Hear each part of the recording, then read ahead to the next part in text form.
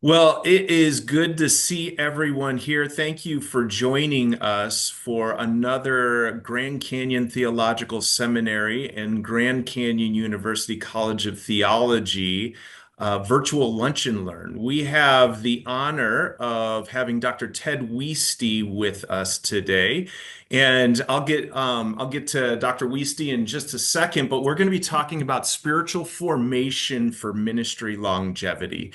As many of you probably know, who are in ministry or who have been a part of ministry in any point in time, we realize that ministry is a very beautiful thing, a very beautiful calling with lots of blessings, but it's also an arduous task.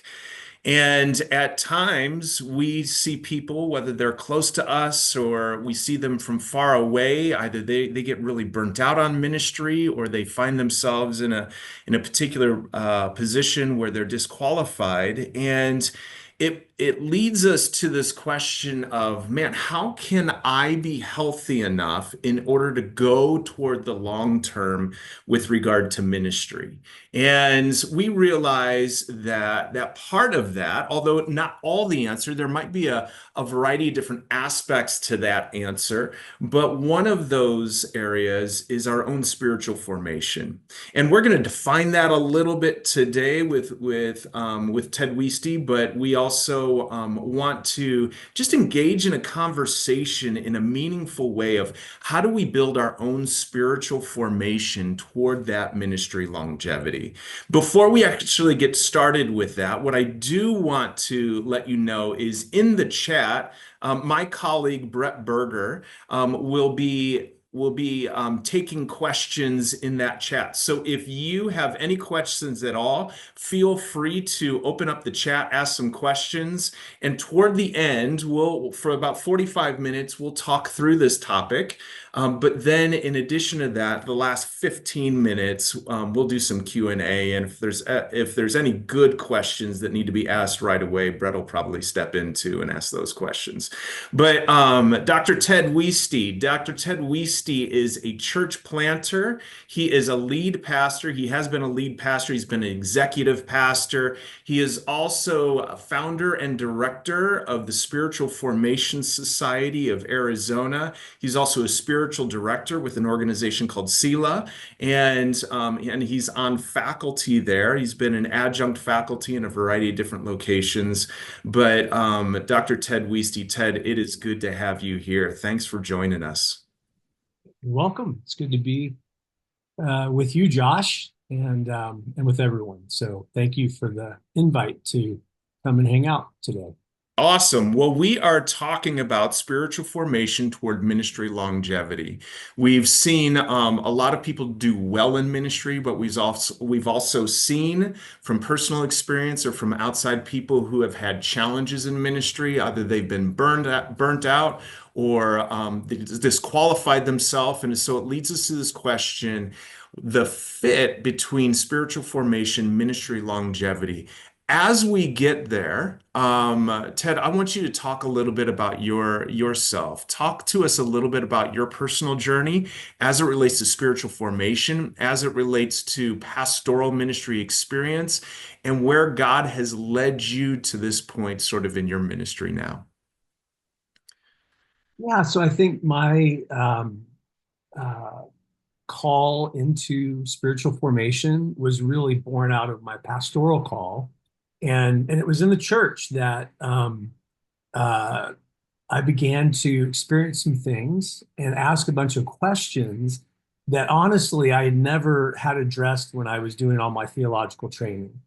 And so I had planted a church. It's my early and mid 30s, and I just began to ask some questions. And the big question was, are lives really being transformed? Uh, Hmm. I've been trained in how to teach the scriptures, trained in orthodox sound theology. I knew how to run a church. I've been an associate pastor for a number of years. I've been trained well in that, and I knew how to do it, and we did it, and the church, by all observable metrics, was doing well. But I Yeah. was really haunted by that question: Are lives really changing? Yeah. Uh, and probably the biggest question was my own life. Um, I found myself in a place in my marriage where I was I was tired of telling my wife, I'm sorry, I'll do better, and really not sure that I had the resources to do any better. And at a place in my life in ministry where I was working hard and yet um, feeling just so much pressure and not burned out, but there was some smoldering, smoke at times. Yeah. The interactions with people and the pressures of pastoring, and so I began to ask those questions, and it led me on a journey of first of all meeting with a counselor who helped me start to unpack some things in my life and do some soul work. And I would say he was kind of part counselor, therapist, part spiritual director, and Yeah. really helped me start to interact with God in some ways that I had never really been trained in. I started to, in a way, kind of self-educate and just read voraciously about what does it mean to to actually pray and not intercessory prayer, which we're just asking God for things, but praying in a way that I was connecting with and experiencing transformation. Really, all the things that the gospel promises is not just being saved from hell, but being transformed by the renewing of our mind, being transformed. Talks about in 2 Corinthians 3, and so that was really what I experienced was desiring that for myself and being on a personal journey and then starting to understand what does this look like in ministry. But it really started just with me on a personal level. Yeah, so you were sort of in conflict with the work of the ministry, the pressures of the ministry, but then also just your own transformation, and then also thinking through are the lives being transformed? You have been in ministry. I mean, starting with maybe your first day as a pastoral minister or pastor in pastoral ministry, and then to where you are today.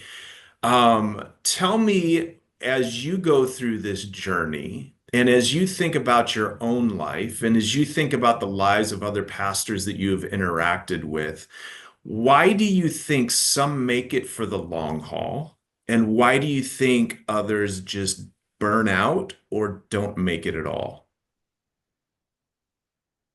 Well, that's a question that's probably as there's as many answers as there are individuals because Yeah, absolutely. so different, and there's different things going on.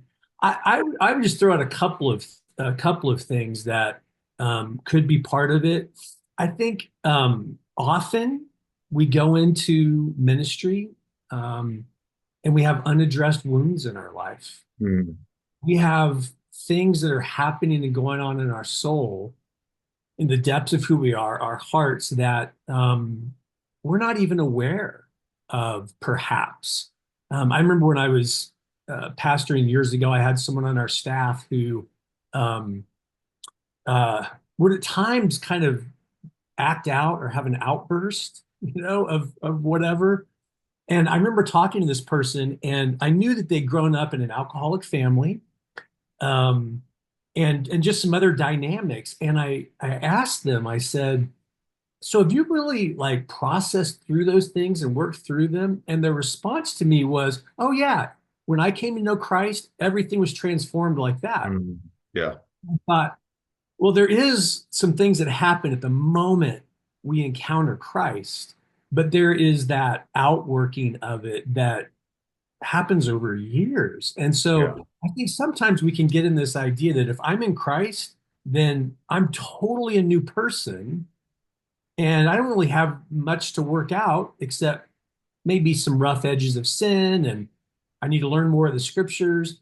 But there is a depth of transformation and sanctification that happens over time. It doesn't happen all at once. What happens all at once is our capacity to change and grow and be transformed. Yeah. So I think unaddressed wounds is a big one.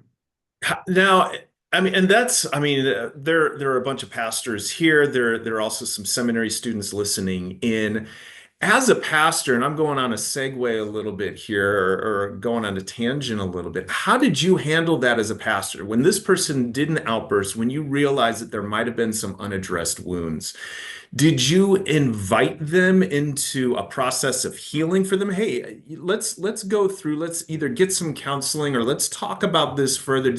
How did you handle it pastorally and then also in as administrator? Because I think that maybe, both of those are important, right? Because it's not acceptable behavior, but you also realize this person is navigating some unaddressed areas of this life.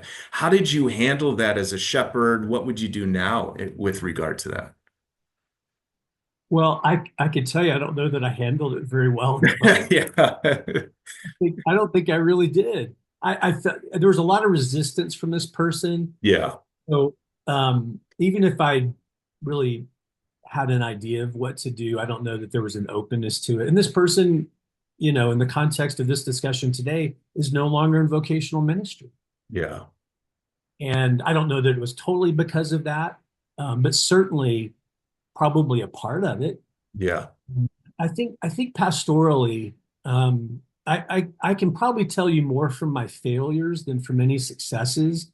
And one failure that comes to mind that I think of fairly often is we had a guy in our church, and I could tell you all the dirty details of what was going on, and it was pretty salacious, really. Yeah. And I went to him, and rather than sitting down and asking him questions and trying to draw out his heart and let him know that I was there for him, I kind of came at him pretty hard because he was involved in some things that um, were hurting people and just weren't right.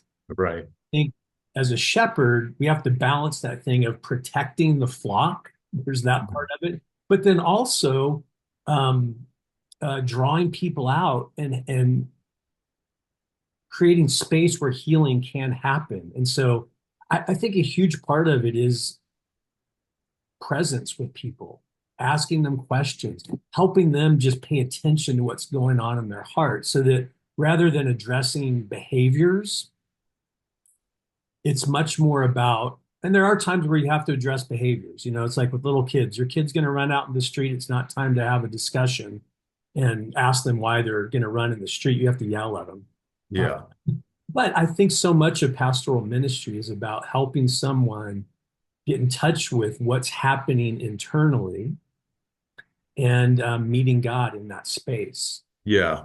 Um, yeah, I think a lot of it is about as a pastor, as a leader in ministry, as being someone who knows how to listen and ask questions in a way that are open-ended enough to draw someone out. And I think what we're trained in very well, because you can train this, is making statements and giving opinions and giving advice and counsel, hopefully all shaped by the scriptures. But what takes a lot more practice is I think to listen and to ask the Yeah. questions that help draw someone out rather than put them on the defensive. Because often that's what happens is I think in the church, there's deep things happening in people's lives, but rather than interacting in such a way that they're drawn out to encounter God in those places, um, we operate in ways that shut people down to where either they're going to leave the church or they start learning how to play the game and say the right answers.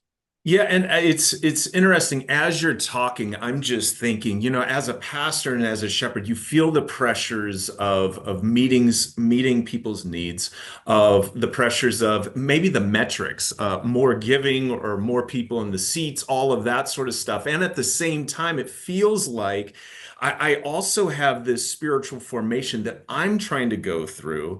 And then also I'm trying to help my staff and then also, in addition to that, that the congregants, that they would be spiritually formed, that they would take on these attributes of Christ. I thought it was unique in your bio, you were an executive pastor of spiritual formation, which I think is really unique because it feels like in the midst of doing the business of ministry, we also need someone and we also need to focus on that spiritual formation. I guess my next question is, what do you feel like as it relates to our spiritual formation as Christian leaders? We're already in vocational ministry or we're thinking about it and preparing for it. What do you feel like we're missing, especially as it relates to like the way of Christ in our leadership? Because we can read all the leadership books, but we also realize that as we walk with Jesus, he might have a little bit different way of how to lead. How do we marry those two things? How do we navigate those? Sometimes it feels like nebulous waters. Yeah, I think um, several things come to mind. And one is, I think and this might sound obvious, but it's not quite so easy, I think, to actually do, is to prioritize spiritual formation over the formation of um, a church. Like you said, there's the focus on giving and attendance. And, I think you have to call that out for what it is. When I was pastoring in a local church, I would often call that out from the pulpit, like, hey, we are not about attendance, buildings, and cash. People talk about those are the ABCs of ministry, right? Those three Yeah. things. Now, those are not unimportant. And as soon as you have a facility and a light bill and all that kind of stuff, there are things from a stewardship standpoint you have to be responsible with, but that's never the priority. And I think the temptation is to make it a priority because those things are measurable. They can make people in the congregation feel good if you're growing and there's things happening or whatever. But I think it's just continually prioritizing the formation of souls over Mm. all these other things. Now, these other things are not unimportant, but they are not ultimate. Yeah. And I think it takes discipline and it takes courage to say this is our priority, and we're not going to make these other things our focus. So, what does that look like? How do we live sort of the way of Jesus as we think of spiritual formation, as we think about transforming our own soul, of walking in union with Christ as we are doing ministry? How does that look like for you? How does that look like for pastors maybe you come alongside with and they're like, man, that person is doing it right. In the midst of a world of metrics and all of that, this person is following Jesus, is living the way of Jesus, is leading the way of Jesus, is teaching the way of Jesus. What does that sort of look like? Because I think we have an idea of successful pastors and successful churches from an American church point of view, right? We have those metrics. What does it look like from a kingdom perspective? Well, it's interesting you say from an American perspective, we think of what success is. And I would say, what's the biblical view of success? And what do we Yeah, and I tell people often, well, if you're going to be like a prophet of the Old Testament, you're going to be shunned, kicked out of town, killed, sawn in half. The list goes on. yeah, And that doesn't mean, and not all the prophets that happened to, but right, right. um, if that is your metric, then they were not successful. Tons of prophets never had anyone listen to them. And so I think a faithfulness to God, a responsiveness to God is the metric. And I don't I think one of the illusions of ministry in this context is that we ever get it right. Flesh that out a little bit. What do you mean by getting it right versus not getting it right versus maybe being in formation with regard to that? I don't think we ever arrive. I don't Mm, have it totally figured out. I think if uh, we have a relationship with an infinite God, then we never have him figured out. We never totally understand the depths of our soul. We will be growing in all of that until the day we die. And I think yeah. often in the American church anyway, we think that the person up front is the expert. And the truth is, none of us are experts. We are truly all fellow journeyers on the way. And some people have traveled a little bit more, some people have a little bit more experience, but there are no experts. Mm, And I think in many ways, if we are engaged in this journey of formation or sanctification, we could call it as well, um, we are always a beginner yeah. because just when we start to travel through one thing and we grow in it and we feel like, gosh, there's something happening here, it's almost always a surprise, but there's always something else that the Lord brings because He Yeah. cannot bring everything all at once. Um, he is gracious in that He works through us, He works with us through one thing and then another and then another. So, um, so all that to say, I think the whole idea that there can be experts is a huge um, caution Yeah. and concern. But to go back to that question of if you're going to prioritize formation over, you know, it's really about understanding your calling, I think, as a follower of Jesus. And we often talk about calling and we relate it to vocational calling, and that's not inappropriate, but Right. our core foundational primary calling is to intimacy with the Lord.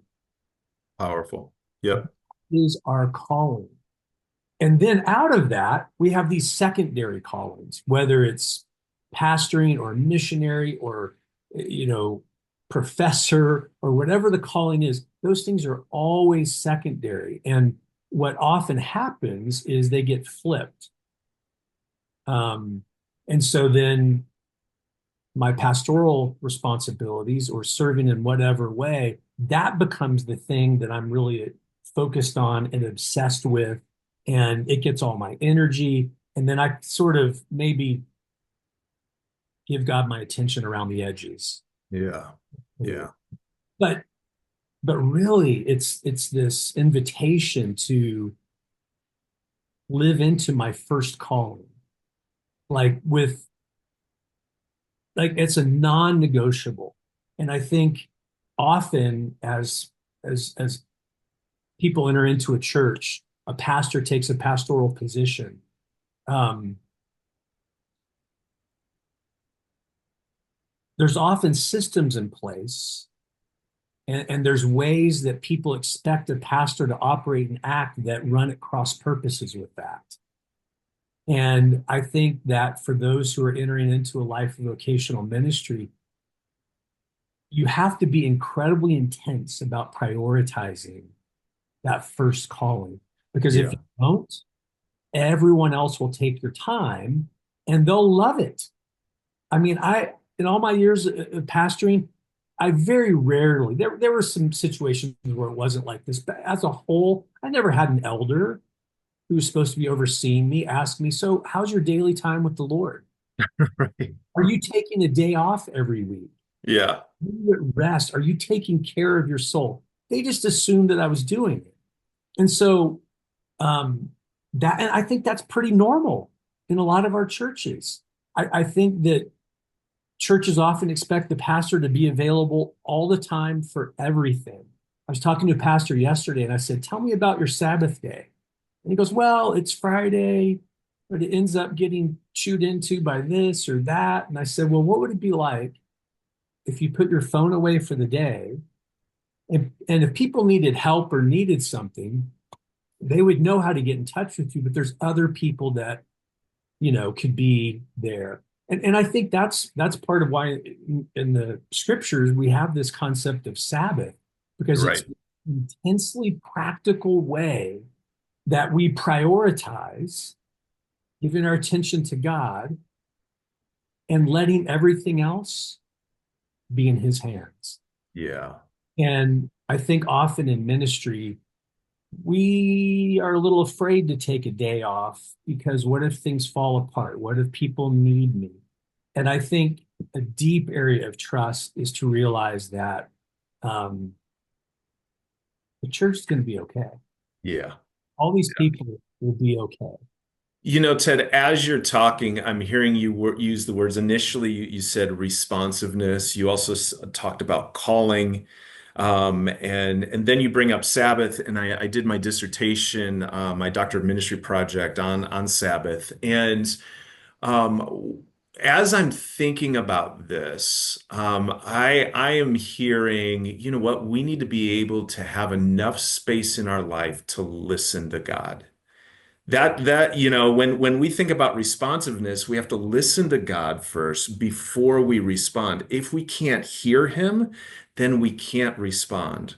Part of the calling that we have, and I love how you put it, our first calling is intimacy with Jesus, right? Our union with Christ, our relationship with him. Because if we don't abide, we can do nothing, right? And God works in a variety of different ways, but Jesus talks about abiding in the vine, right? And that connectedness, obviously talking to him and speaking with him, but also hearing him. And when I think about Sabbath, I think about the word, it means to cease or to stop.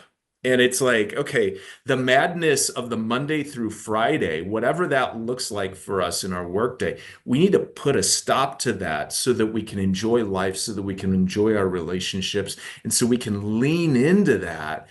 And if we don't allow that to happen, and this is what happened to me, what I realized, I had to put some boundaries around my social media time because I would be so involved in social media that I wasn't hearing about other things. And what I realized is after a very short season of being less involved in social media, and just not necessarily, I mean, sometimes replacing it with reading and praying and all that, but just disengaging my anxiety level. I didn't realize I had low levels of anxiety. My anxiety level went down. And I was able to just hear better and all of that. And so it's interesting that you're sharing these things and it's about that connectedness to God, hearing from him, being responsive to him, engaging in that calling and moving forward that way. Did you have anything else that you wanted to say before we move on? Well, I think what you're saying about anxiety and how social media creates this low level anxiety, I think that's something really important to pay attention to because, in general, what social media is going to do is uh, basically stir up in you all the things you're not doing as well as someone else Right. because you're going to compare. And then it could end up being that you end up I think the responsiveness thing is contrasted with reactivity. And so what we end up doing, like whether it's social media or whatever it is, I don't want to pick on social media unfairly, um, Right. although maybe it deserves it, but because we end up being reactive. We're reactive to things rather than responsive to the Lord, because at the end of the day, it doesn't matter what church XYZ is doing Right. as it relates to what he's doing at our church. And so to be able to listen. And I think to go back just for a second to the Sabbath, if we can learn how to Sabbath and truly cease, and it's something that has to be developed over time. Because Right. most people say, well, I take a day, but my mind is still going. Well, you got to keep coming back to that place and engaging in practices where you can release it all. And then if you're able to do that, then you can have little times of Sabbath each day.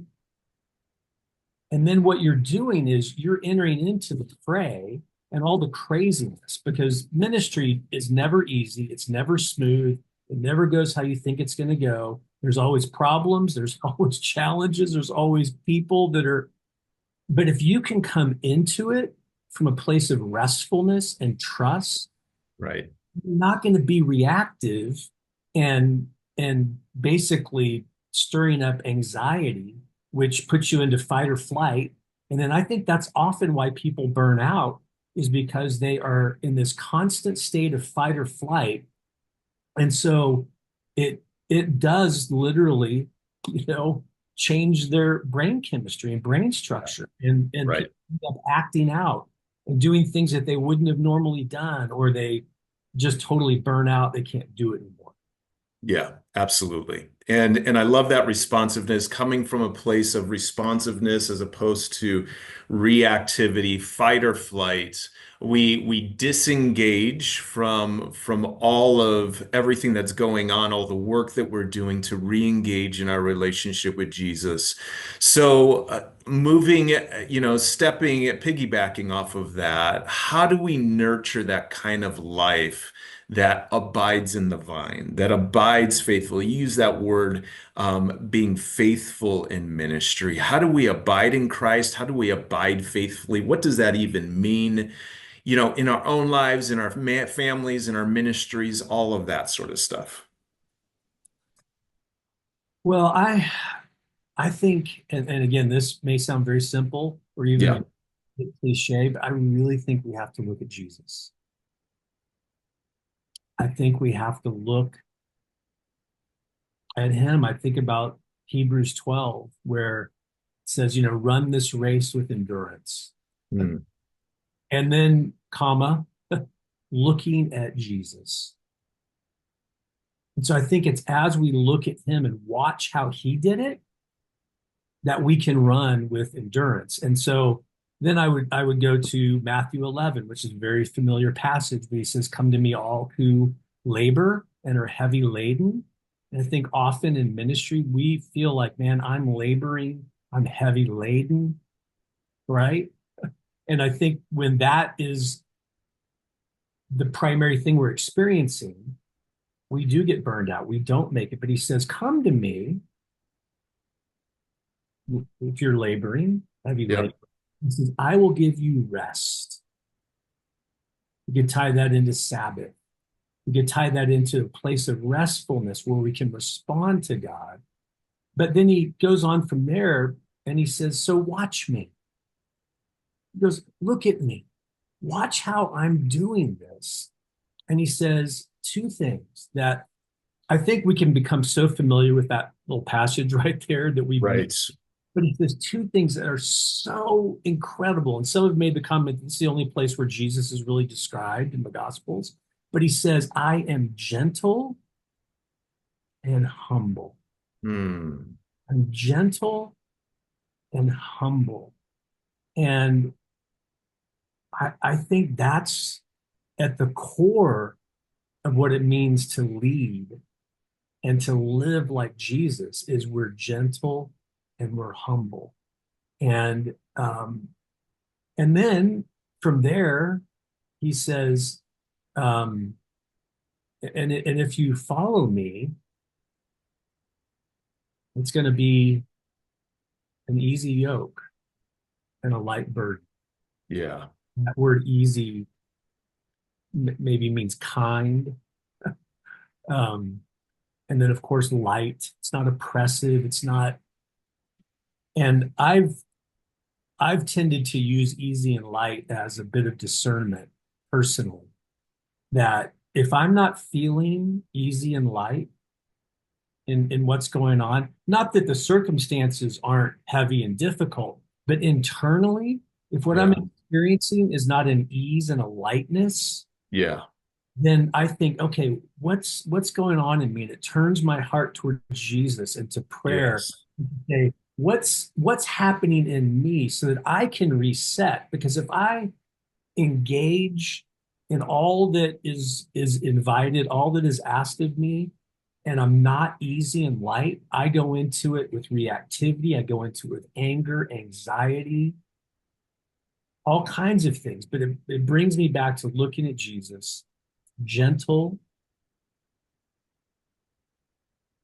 and humble. When I hear that from you, first of all, if we go back to, you mentioned Hebrews 12, this whole conversation has been about running with endurance, right? Ministry longevity is running with endurance. How do we do that? And then I loved, and I was like, and you said just go to Jesus, and I was like, yeah, that's a good answer. But then you went to Hebrews 12, and then you said, how do you run with endurance? By fixing our eyes on Jesus. And then when you mention um, humble, gentle and humble, easy and light. And I look at my own personal experience in ministry, the people who have resounded most in me, who I most want to emulate, and who have most affected me in ministry in the positive way, have always been gentle and humble with me. I mean, I've had the benefit, working in seminaries, people that are highly educated and highly capable and type A personalities, and I've worked with a lot of those types of people, and I'm honored to have been a part of the ministry that they've been a part of. Um, and the vast majority of them have been amazing people, right? But in the midst of that, the people who have really impacted me have been gentle and humble with me and have walked with me and in retrospect, I'm thinking they're just reflecting Jesus and his ministry. And they're easy and light. And I love how we're talking about discernment. And we're going to get to a question in just a second that I have on my list that I want to ask you.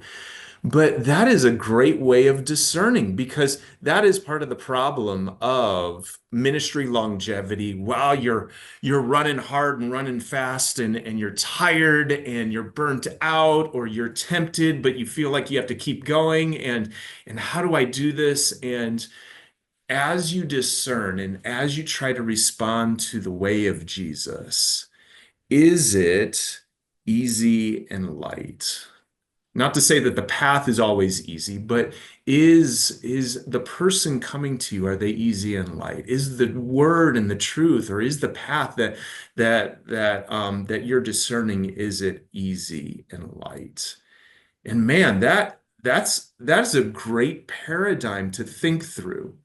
Humble and gentle, easy and light. Um, that's great.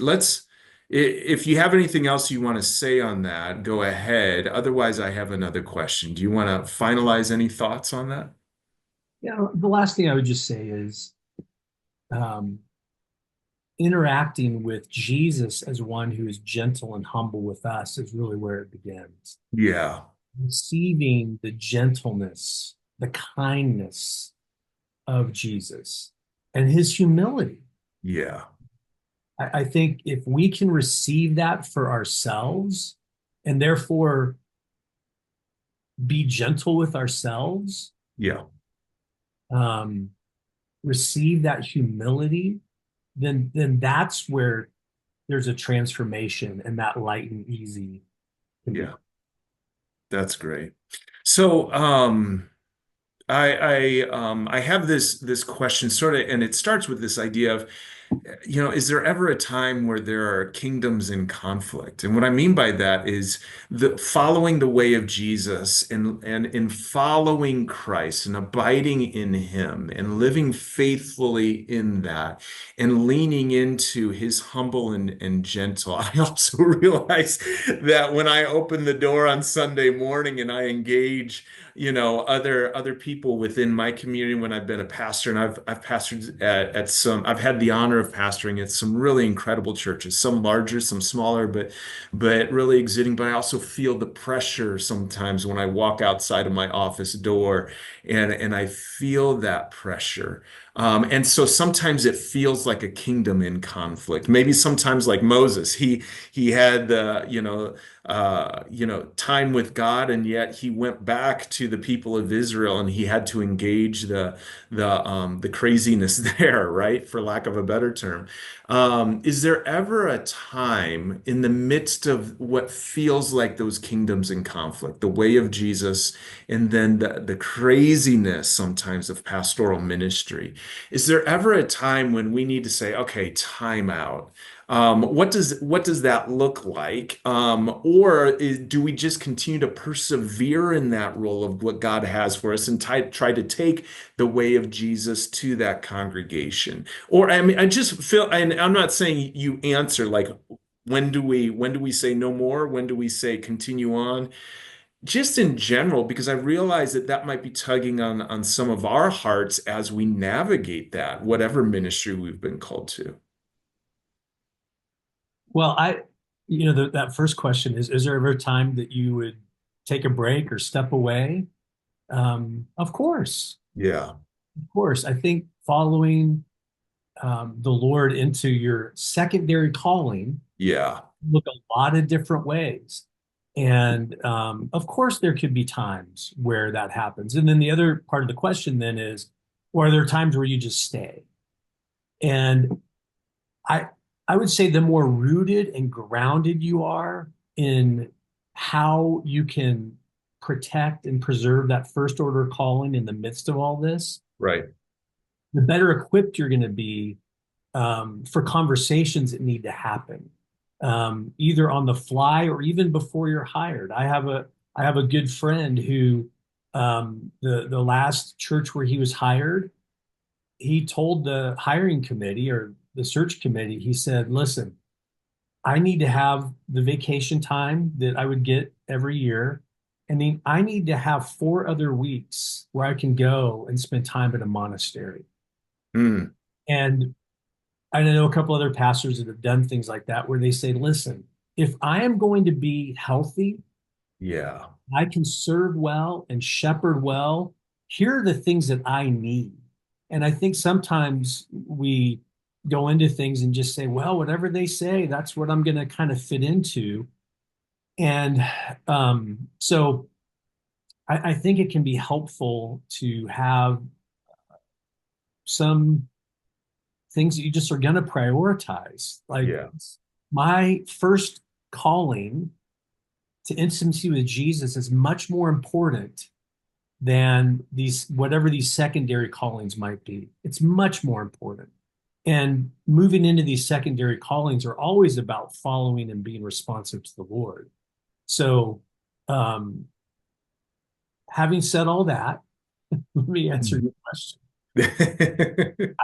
I think really this is where we need to have um, a robust life of listening Yeah. there, because I think it's spiritually discerned. Is the Lord inviting you to stay in a hard situation? Or is he saying, you know what, you should probably move on? And there's times where it happens. Uh, Yep. I know I've had seasons in ministry where about every 6 months I sat down with my wife and I said, we need to pray and ask the Mm, Lord if we're supposed to stay in this yeah. situation because it was so hard. And it would be years of asking that question. It's not like every day was horrible, but there would be, Right, right, right. it's like we would just keep coming back and say, Lord, are we supposed to be here?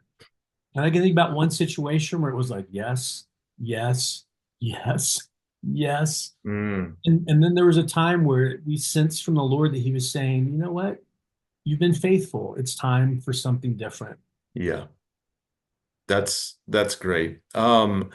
I wanna close with maybe a question. I'm gonna embed it in maybe two sub questions though, and then we'll have Q&A. And by the way, if anybody has a question, go ahead and put it in the chat. Brett Berger will come on, my colleague here. He's the director of Barnabas, the Barnabas program here at GCU College of Theology.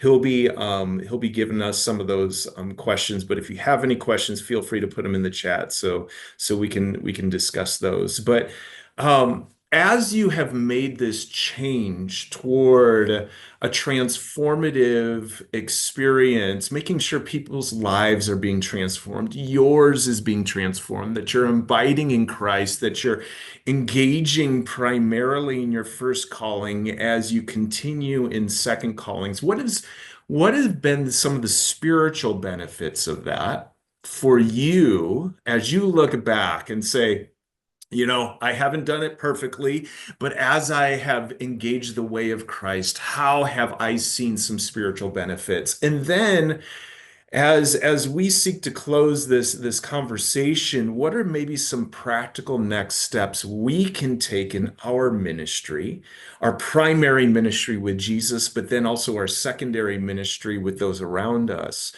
What are some practical steps that we can take in order to engage in this new transformative way of doing ministry?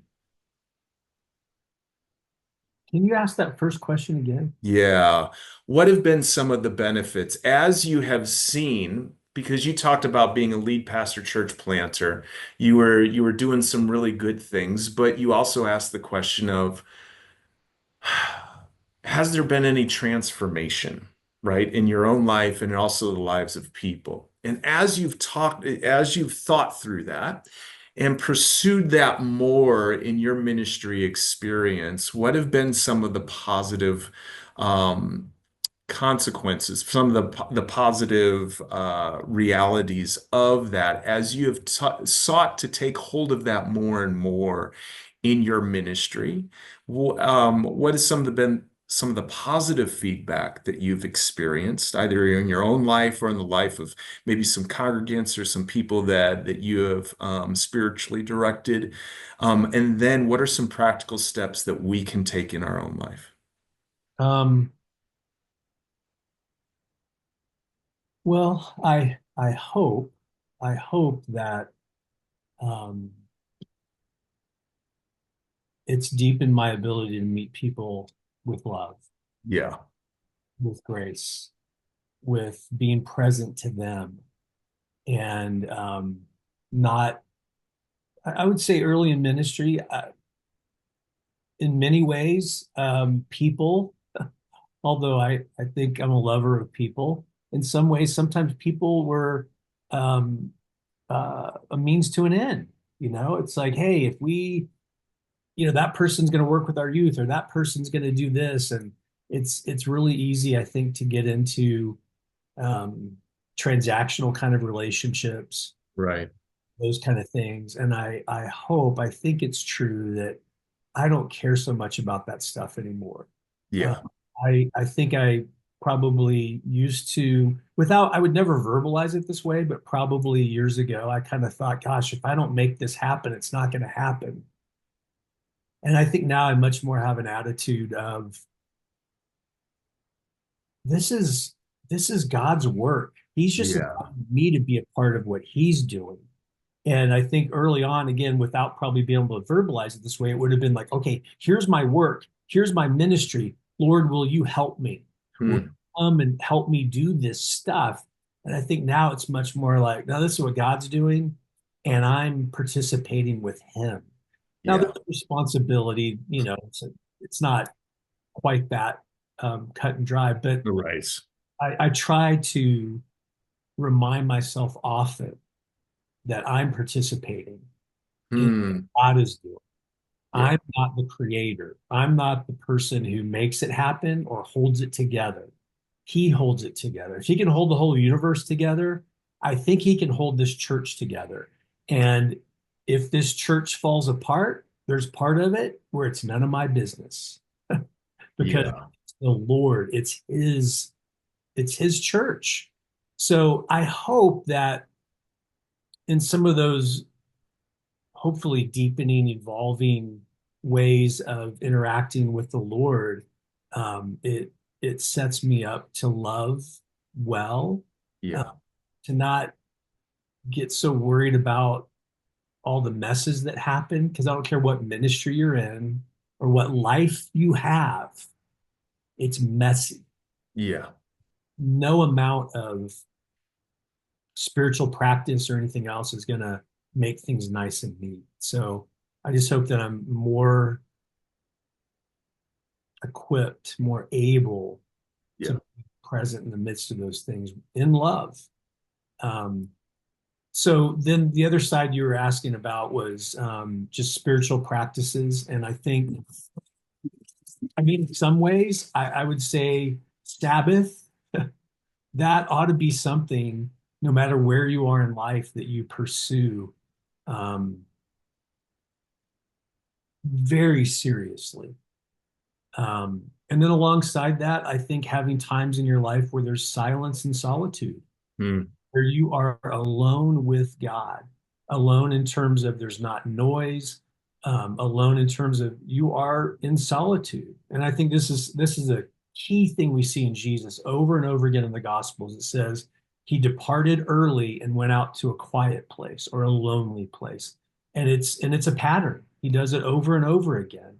And it's interesting that it's I believe in John 5 where he's kind of asked about some of this, and he says, the Son of Man can do nothing of his own accord, but only what he sees the Father doing. And so I think if we don't have those kind of practices, Yes. we can't live that out. And I think that's the invitation of ministry is to only do what we see the Father doing. Powerful. Powerful. Especially in advancing his kingdom and not our own. Um, that's beautiful. Thank you, Ted. We're going to open it up for some questions, and Brett is going to join us here. And maybe Brett has some questions of his own, or we might have some questions from our friends here. Yeah, Ted, thank you. That was some good stuff. I'm actually going to mash up a question that came to me and with a question that was posted. One of the questions that was posted is about kind of the next generation. And we do have a class of ministry students that's watching all together here. Um, so when I first met you, I was a freshman in high school, right? We were growing up in probably like the peak church growth movement time, right? And in like one of those prototypical youth groups. Uh, my question is about language and mindset. So we've kind of gone through a place like the language that we use for pastor now. Like, pastor is essentially a shepherd, right? But we start to use language of leader, executive, CEO, entrepreneur.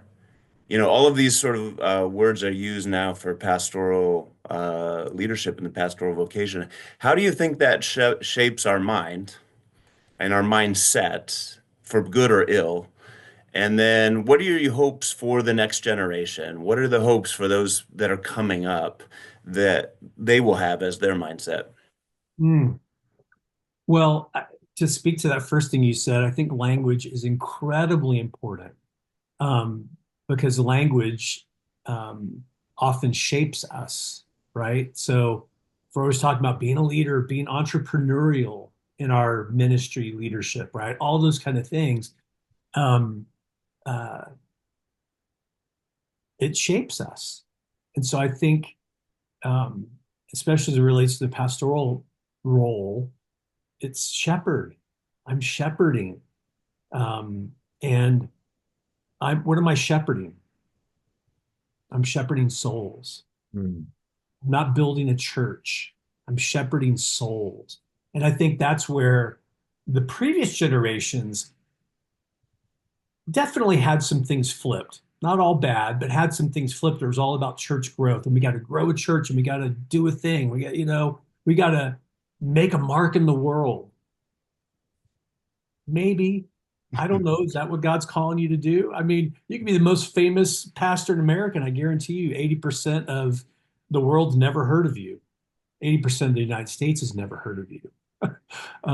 So I think language is incredibly important. And I think to me, the hope for all this stuff is the next generation. I think the next generation is going to be the generation that lives some of these things out in really beautiful ways. I think the church is going to be transformed. I know a lot of people get all angsty about the future of the church and is the church dying and all these kind of things. No, it's not dying. It can't die. Mm. It's the Lord's church. You know, He's in charge of it. I do think that some of the ways we've done church, I say done church, that's going to die. Some of the big mega churches, all that kind of stuff, those things are not going to last. But the church is going to last. And so I think the hope is the next generation, and they are going to be living these things out. And I think it's going to be beautiful. I'm really excited about what's going to happen. That's great. Um, yeah, and knowing some of the students that are watching that we have coming through, I'm often very hopeful about the future. So I agree with you there. So this one, and this may will depends on how long you riff on this one, but this may be our last one. But the question is sort of about just your going back to your journey. What are some of the things that have been like a through line or a constant for you in terms of thinking your mindset and your mindfulness about ministry and longevity? And then what are the things that you think have grown or changed over the time? And maybe what are some of the things that yeah, you already touched on this a little bit at the beginning, but maybe kind of touching back to what are the things that really kind of triggered those growth moments? Hmm.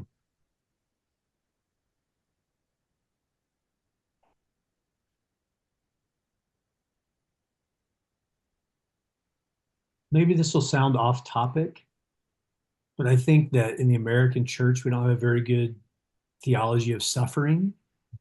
Mm.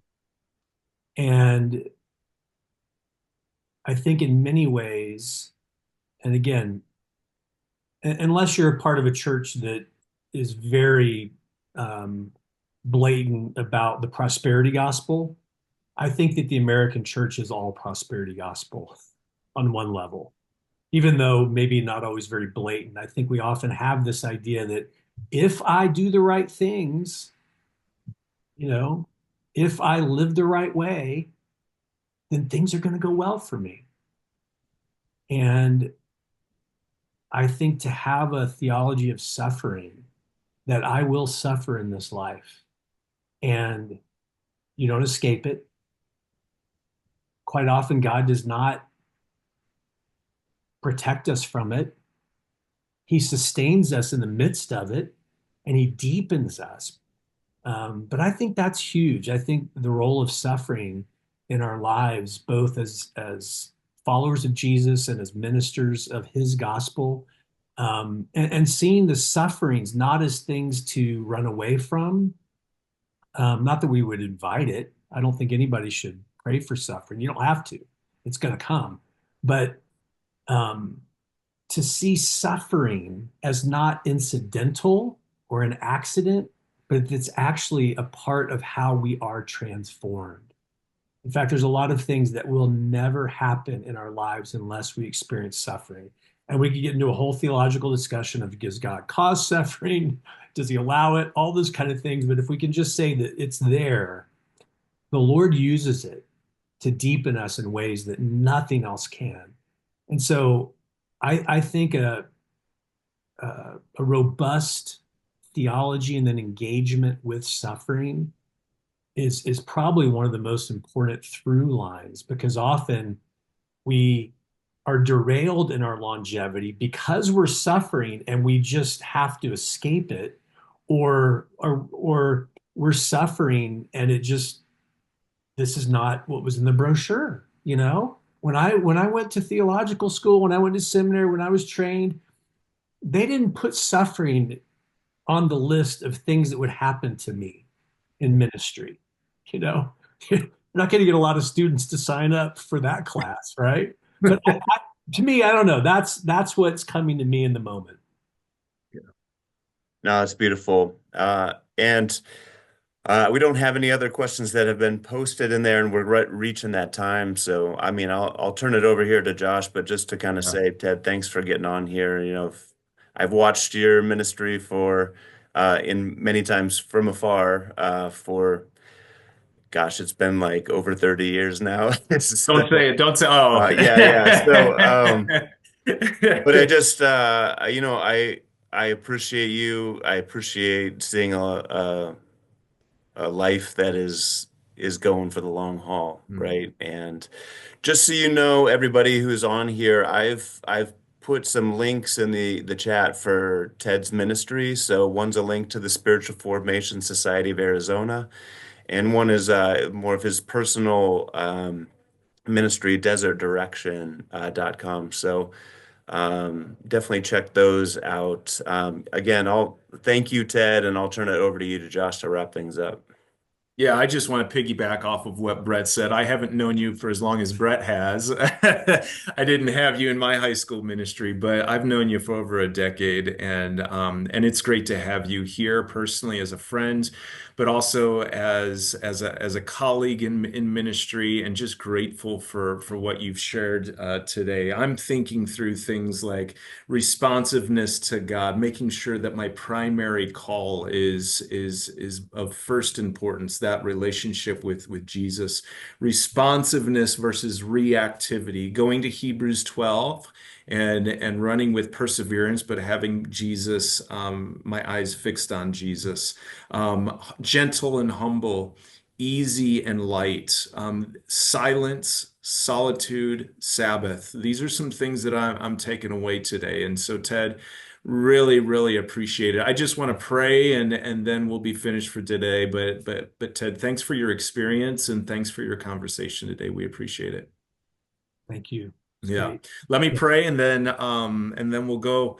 God, thank you so much for today. Thank you for the opportunity to talk with another follower of Jesus who has been walking in ministry and vocational ministry, but walking in his ministry with intimacy with you. And Lord, thank you for this time as we think through and contemplate some of these items discussed today. I pray that we would grow closer to you, that we would take times of solitude and silence, of Sabbath, of rest, and that we would do less reacting, but less responsiveness to what Jesus is talking to us about and sharing with us. We would abide in the vine, that we would be gentle and humble, just like Jesus is gentle and humble, and that we would be easy and light, just like Jesus is easy and light. And so, Lord, that we would take on these attributes as we engage in the rigors of ministry. And Lord, that we would pursue your kingdom for your glory and for the good of those around us and for our good too. And Jesus, you are good. And we pursue you wholeheartedly. Thank you for this time. Thank you for Ted. Bless him, guide him, direct him, and bless those who are listening to this. In Jesus' name, amen. Thank you all again. Coming up in March, we'll have another Lunch and Learn. We're going to be talking with one of our colleagues regarding philosophy in ministry, and there will be more information about that later. But thank you so much for joining us. Have a blessed day.